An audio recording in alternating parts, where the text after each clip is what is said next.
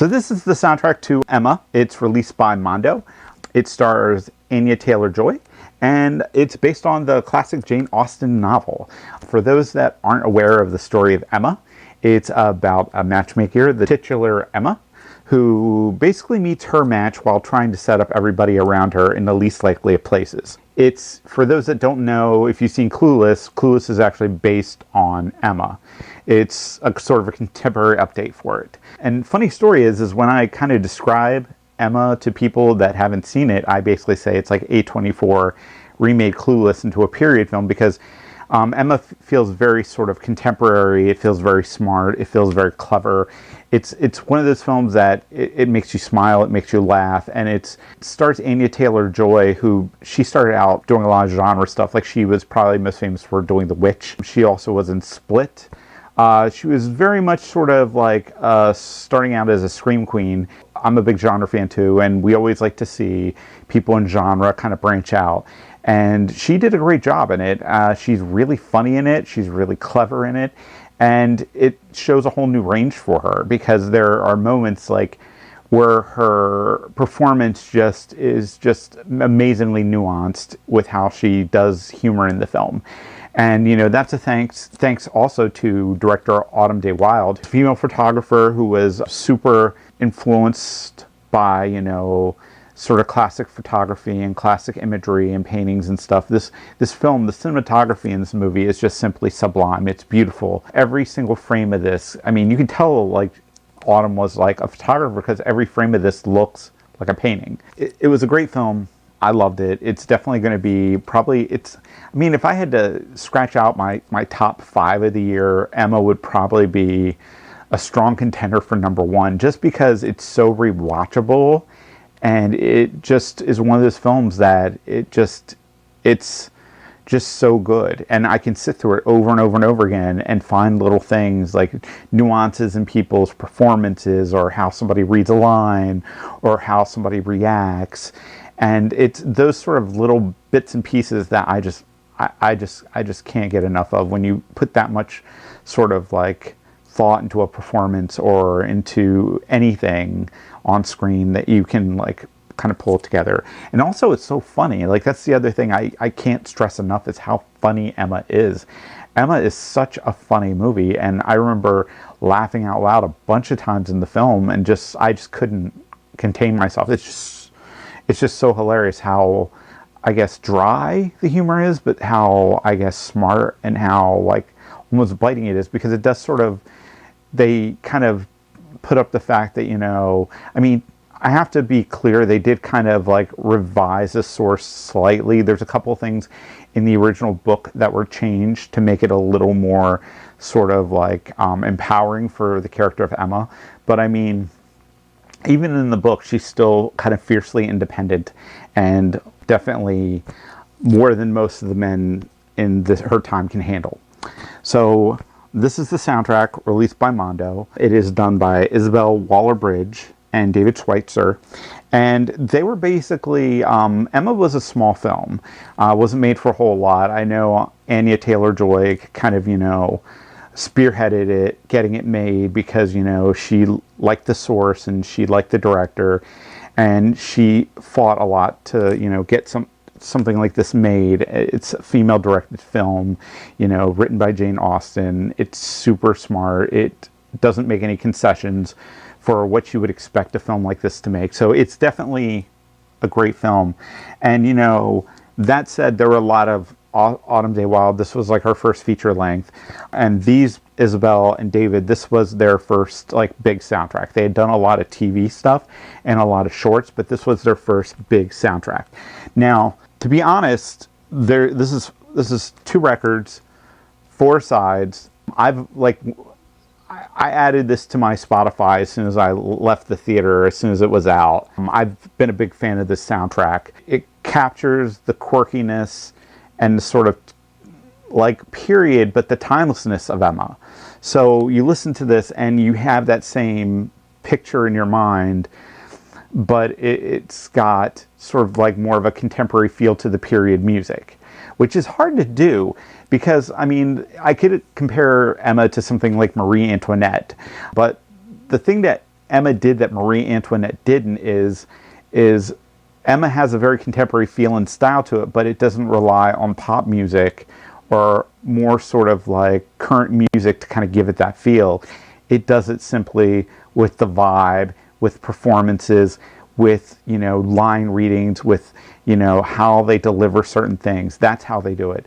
So, I mean, these people did an amazing job, and they elevated the film, and they gave it a contemporariness that was not easy, doing what they did while still remaining true to the time period, because it feels like music from the 1800s, but it feels like, you know, music that I would want to listen to from the 1800s, because it has that sort of contemporary feel to it.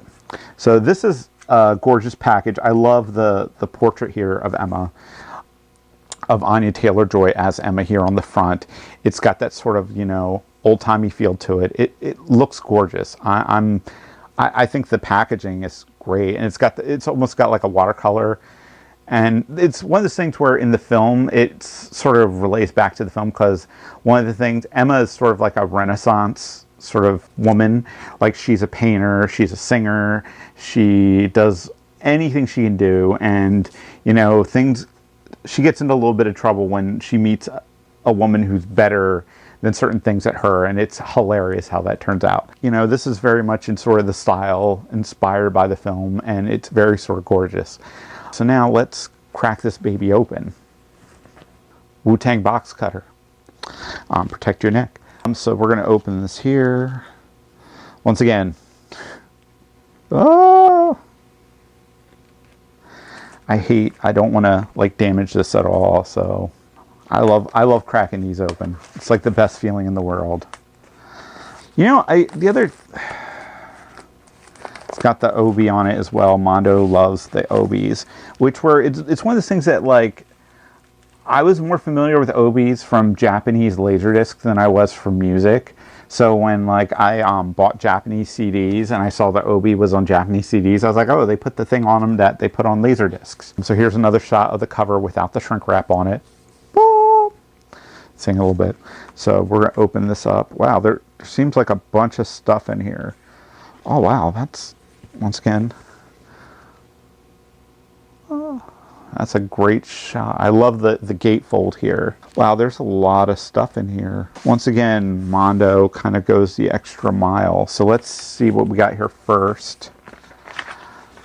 Got a poster. Oh, wow.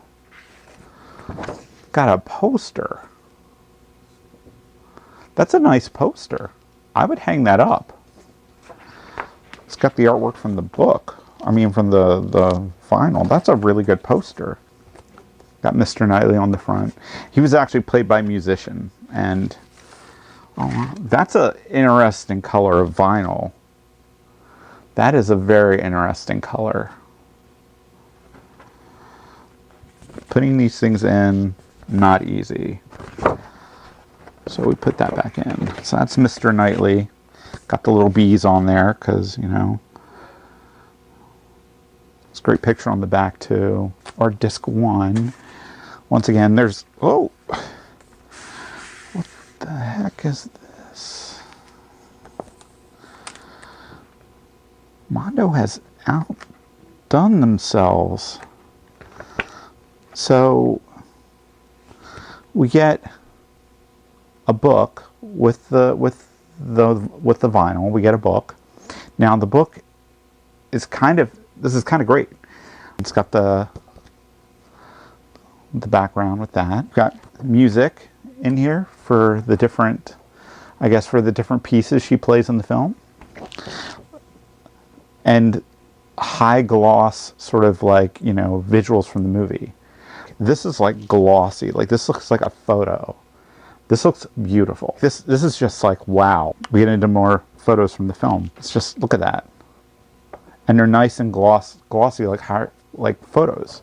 They're not like, you know, stills. They're presented like photos, which totally goes with the Autumn Wilde sort of like, you know, she was a photographer. And I said, you could tell that in here. They presented like some great frames of the film looking as beautiful as they do in the movie. That's yeah, wow.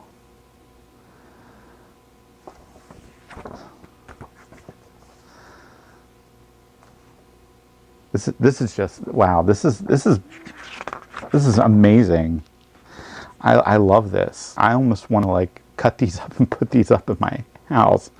They're just so amazing. Like the cinematography in Emma is great, and they sort of put it all together. I forgot to show this one of the picnic.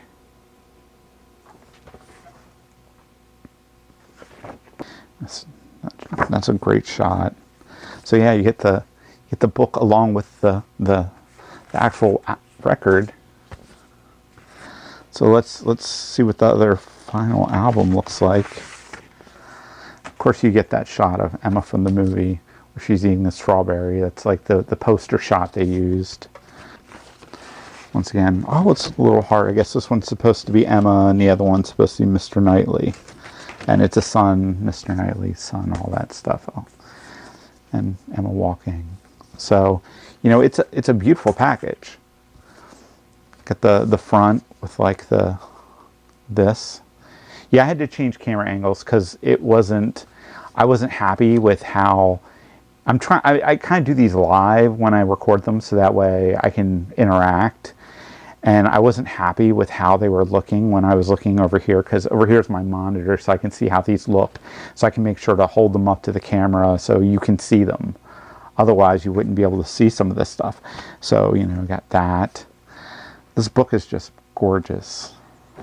This is just, wow, Mondo. This is, as a fan of the film, this is great.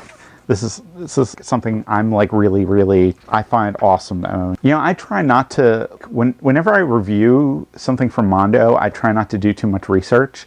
So that way when I get it, I'm kind of surprised. And this book was like, oh my God, this book was amazing. Like, I did not expect. It's one of those things where it could have been simple enough to put the two albums together, maybe throw in an insert and an Obi and call it a day. But this book makes the package worth it. More than worth it. It makes it more, like, it's just like throws it over. Like, that would have been good enough, but that book kind of throws it over the edge. So that's an amazing package. So if you're a fan of Emma, like I was, if you love the film like I did, and you listen to the soundtrack like I do, to now own it, like a physical copy, because like, what if it disappears from Spotify tomorrow? What if, you know, they decide to edit the tracks, or they lose the rights, or something happens? Like, you're always going to own that, and it's the best possible sort of comprehensive package that you can own. And I think what Mondo is really great is making these sort of packages that fans want to own, that sort of encompasses the film and sort of, you know, does a really good job and sort of represent that in a sort of physical media sort of sense. Because this book is like the cherry on the top of the cake. It's just amazing. You know, now you can, like, if you want to play one of the songs from Emma, you can. Or if you want to look at the photography from the movie, you can. It's just amazing. They did a great job with this. I'm sorry, so that just kind of like blew my mind. I thought that was great. I love that little touch, like with the handprint on the Invisible Man, and with that they always put in like one sort of thing to kind of throw it over the edge, like, because you get like other soundtracks from other distros and you're like, oh, it's just, you know, the songs from the movie, or, you know, it's maybe this, that, but for them to like do something like that, it kind of makes it worth the price tag sometimes.